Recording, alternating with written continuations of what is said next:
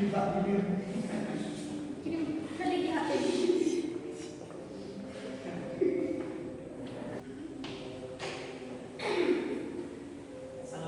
warahmatullahi wabarakatuh.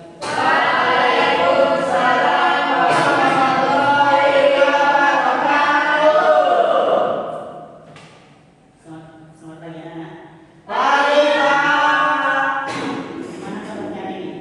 Baik Pak.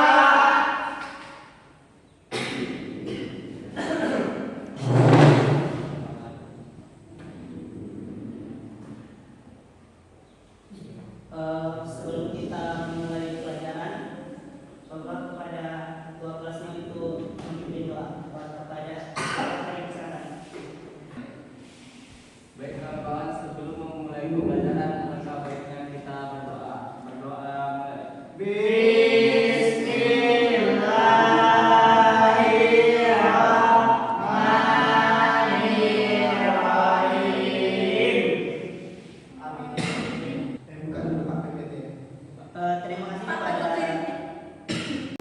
Terima kasih kepada Raka. Mudah-mudahan dengan doa tadi kelas kita pada hari ini berjalan dengan lancar.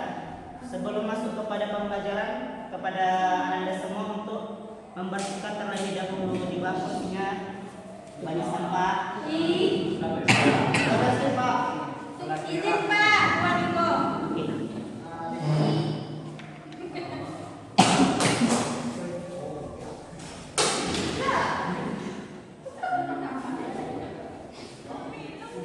Sudah Pak. Hari ini siapa yang tidak hadir? Kenapa ya? Tiga Pak, Belum apa dia, belum mati. tiga Pak, Aneh ya alasannya. tiga Pak, tiga. Tika. Kenapa Tika? Dia pergi lomba Pak, sama Ica sama Aliza. Oh, mudah-mudahan yang lomba itu menang Amin. dan menang kelas. Amin.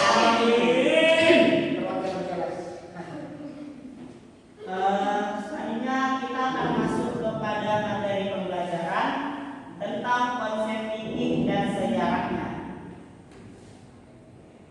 Bapak ingin menanyakan kepada Anda semua, apa itu fikih? Fikih itu suatu hukum Pak. Ketetapan. Ketetapan. Ada lagi?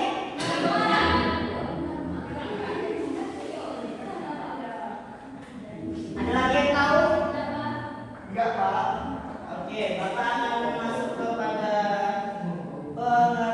sebelum masuk ke pengertian itu kita sampaikan tujuan pembelajaran hari ini, yakni setelah proses pembelajaran peserta didik mampu menghayati, menganalisis, mengamalkan dan mengkomunikasikan konsep fikih dan sejarah perkembangannya. Masuk kepada pengertian fikih.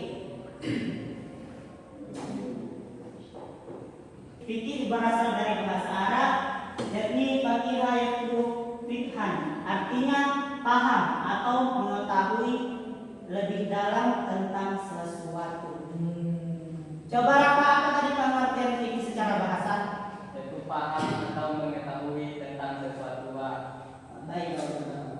Selanjutnya, menurut istilah, fikih adalah ilmu yang menerangkan tentang hukum-hukum syara yang berkenaan dengan amal perbuatan manusia yang diambil dari dalil-dalil yang jelas dan terperinci.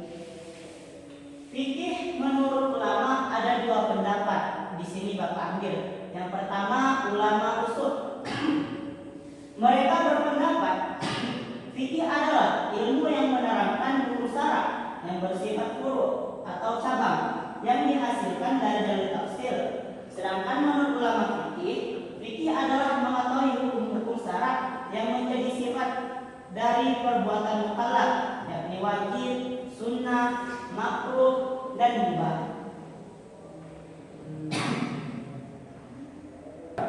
Selanjutnya tentang ruang lingkup fikih.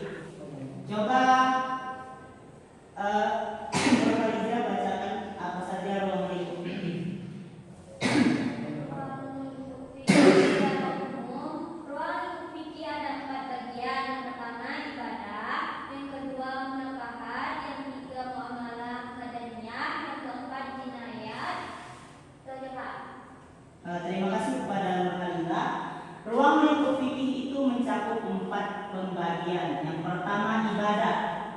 ibadah ini ialah hukum-hukum yang berkaitan dengan ibadah pada Allah Subhanahu wa taala.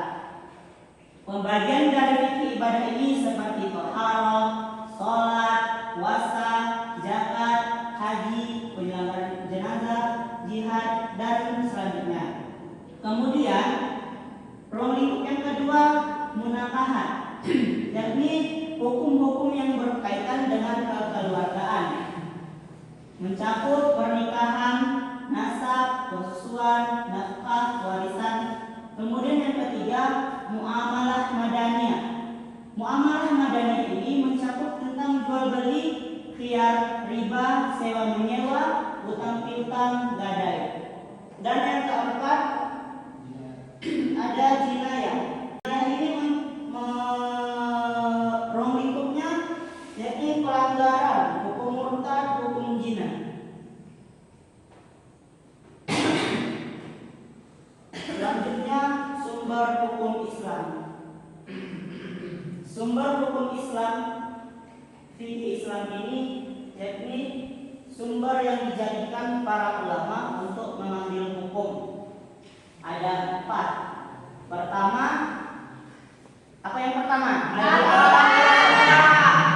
Siapa yang tahu apa itu Al-Quran? Coba Hanika sampaikan. Al-Quran itu adalah kitab suci Mustafa. Ada yang menyampaikan lebih jelasnya lagi? Mukjizat Nabi Muhammad. Mukjizat Nabi. Ada lagi? Allah. Kalam Allah. Lagi? Sumber hukum utama. Hukum utama. Jadi Al-Quran ini ialah kalamullah yang disampaikan kepada Nabi Muhammad melalui malaikat Jibril secara berangsur-angsur atau mutawatir. Membacanya merupakan ibadah. Kemudian sumber fikih Islam yang kedua as-sunnah. Apa itu as-sunnah? Raka? Segala sesuatu perbuatan dan sesuatu kelakuan yang disandarkan kepada Nabi Muhammad. Terima kasih Raka. Raka, Bapak lihat sudah tahu apa itu sunnah. Sunnah ialah segala perbuatan, ketetapan, perlakuan yang disandarkan kepada Nabi Muhammad SAW. Kemudian sumber fikih Islam yang ketiga ijma. Siapa tahu itu ijma? Kesepakatan ulama. Ijma ini kesepakatan ulama apabila kita tidak menemukan hukum dalam Al-Quran dan Sunnah. Ada yang tahu contoh ijma ini apa? Tidak tahu Pak. Coba ini Mungkin ini Pak. Gak ada mungkin. Komar. Dilarangnya minum minuman Komar nanti dimasukkan kepada. Ya. Ada yang tahu lagi? Bapak dia akan menyampaikan contoh dari ijma ini. Dia pembagian kakek 1/6 apabila tidak ada ayah. Oh, waris. Waris. Kemudian sumber fikih Islam yang ketiga atau keempat? Apa itu keempat? Iya. Apa arti kias? Oh, yang apa? Baru. Ketetapan ulama.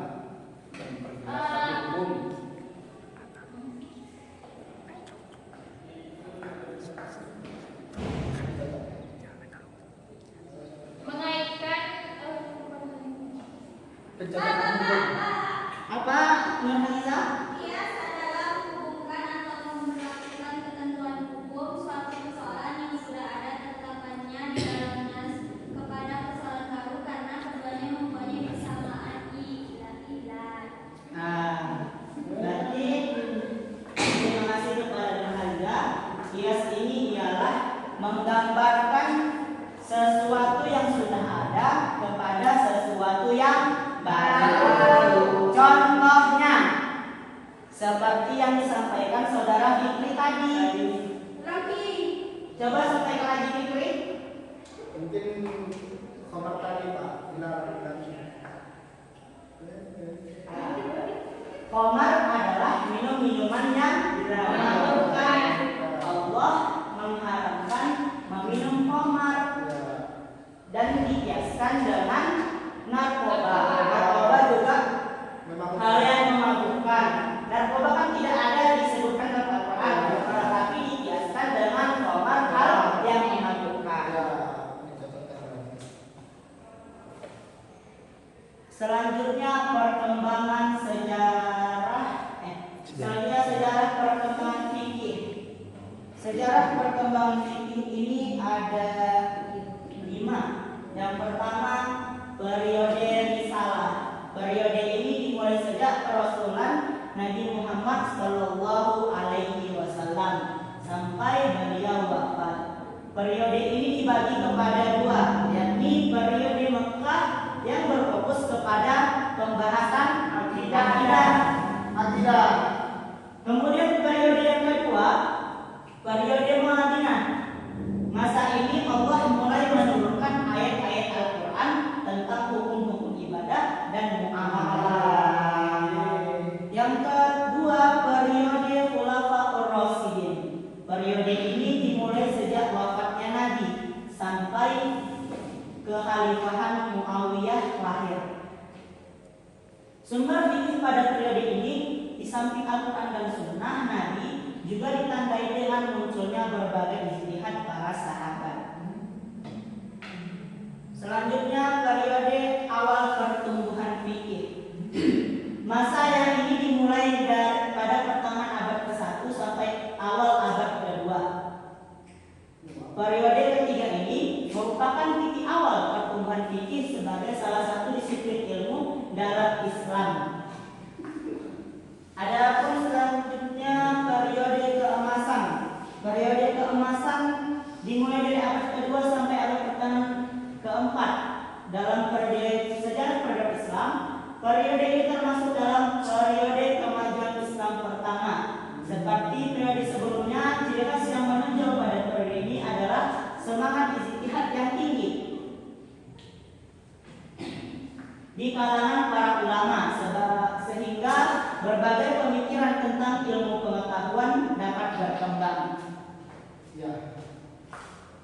Yang terakhir, periode tahrif dan tarjih dalam mazhab fikih.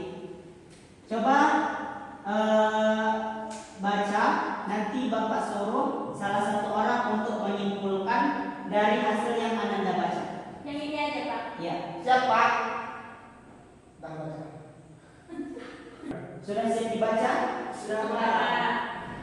Sebelum Bapak tulis, siapa yang mau menyimpulkan dari PPT yang Bapak sampaikan? Tidak ada di tangan. Kepada Tiara. Coba Tiara.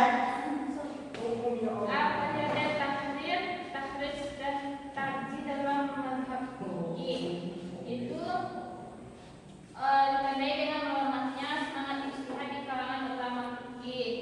Ulama fikih itu lebih banyak berpegang pada hasil ijtihad yang telah dilakukan oleh imam mazhab mereka masing-masing, sehingga mustahil atau mustahil mandiri tidak ada lagi. Sekalipun ada ulama fikih yang berijtihad, maka ijtihadnya tidak terlepas dari prinsip mazhab yang mereka ada. Dapat. Terima kasih Tiara yang sudah menyimpulkan. Dengan periode tahrif dan tarjih dalam mazhab fikih berakhir pula materi yang Bapak sampaikan. Bapak akan mengulang kembali Bapak akan menanyakan kepada Anda semua apa itu pengertian dari fikih secara bahasa.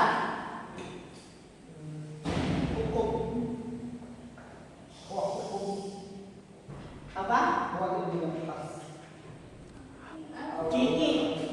Fikih secara bahasa. Nah, berarti tidak lengkap.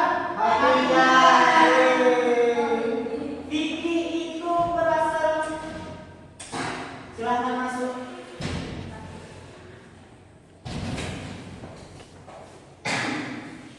Fikih itu berasal dari bahasa Arab faqihah yang artinya pemahaman.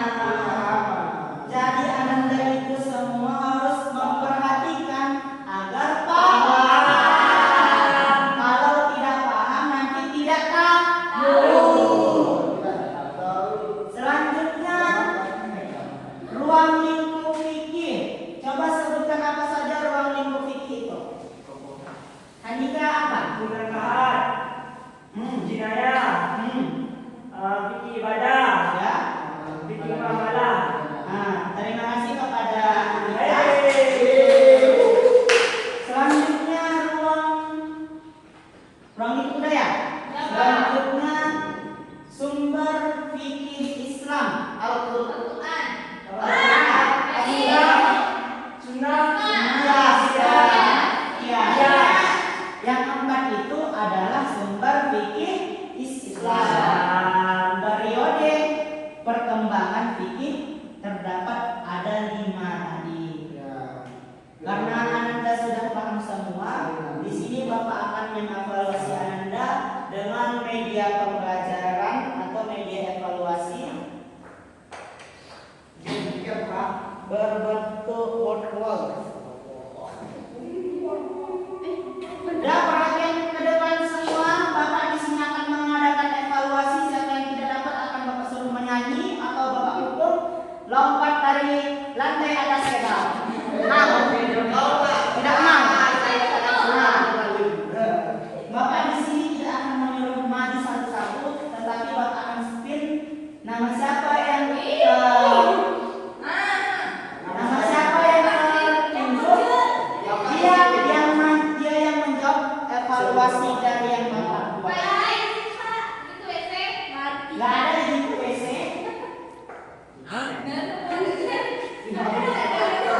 Kita mulai. cepat Pak, waktu Pak.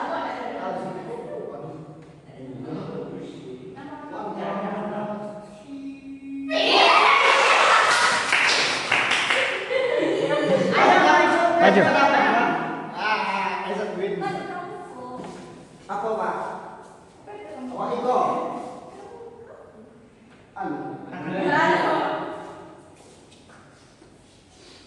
Tunggu yang ditulis sabar. Iya Pak. Di kantor kata pertanyaan. Oleh tahu. Fikri mau yang Orang dua Pak. nomor 2. Sereng. Coba bacakan dulu soalnya. Disepakati para ulama yang hukumnya tidak ada pada Al-Quran dan Sunnah adalah pengertian ijma. Coba sebutkan contoh dari ijma. Jangan kasih tahu. Contohnya tadi itu Pak, pas si ulama itu bersepakat bahwasanya kalau dari hukum waris ini ada bagian dari seorang Tidak tahu, berdiri. Anda berdiri saja. Nanti hukumannya di akhir. jalan jawab. Lanjut. Fikri dieliminasi. Kita mulai lagi.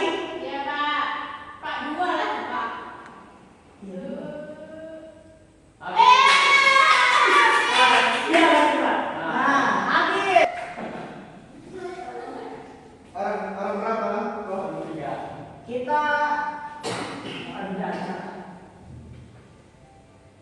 nomor 2. Coba lagi. Orang dua itu. Coba bacakan tulisannya.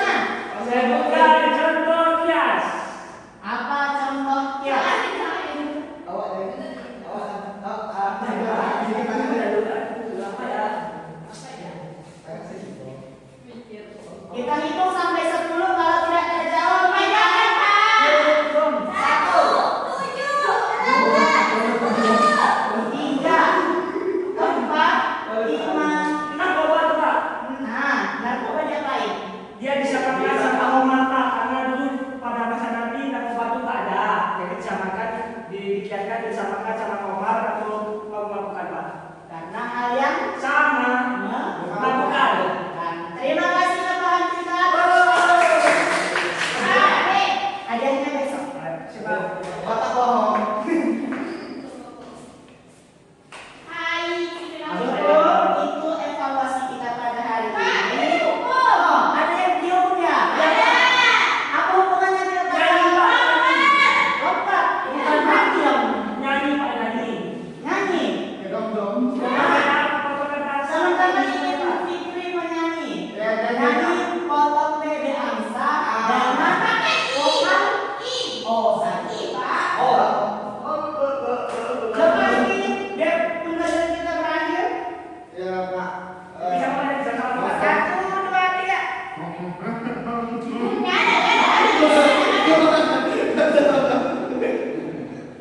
Ayo bikin serius. Tambah hukumannya Pak. Ini saya. Gak panjang Pak. Terima kasih lagi tidak ingin dihukum, kita kasih nilai yang baik. Terima kasih kepada Fikri, dipersilakan duduk. Ya kasih Pak. Terima kasih kepada Anda semua.